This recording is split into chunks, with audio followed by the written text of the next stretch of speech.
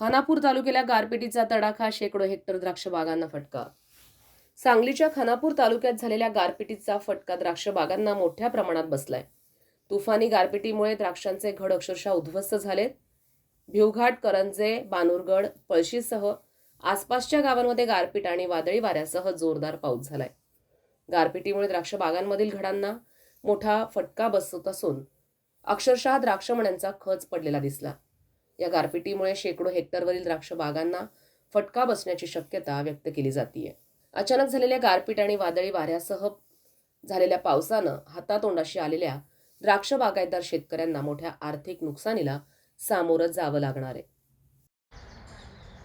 आज दुपारी 2 ते 4च्या दरम्यान देवघाट, करंजे, हिवरे, पळशी, बानुरगड या परिसरात गारपिटीसह वाऱ्याचा पाऊस झाला आणि यामध्ये द्राक्ष बागांचं फार मोठ्या प्रमाणात नुकसान झालेलं आहे.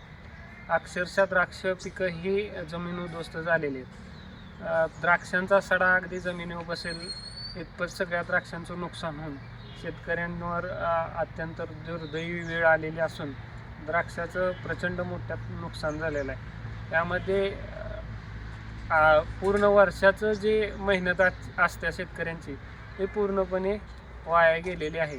त्यामुळं शेतकरी कुठेतर अडचणीत येऊन पुढच्या वेळेला पुन्हा उभा राहणं अशक्य आहे. त्यामुळं शासनानं तातडीने पंचनामे करावे.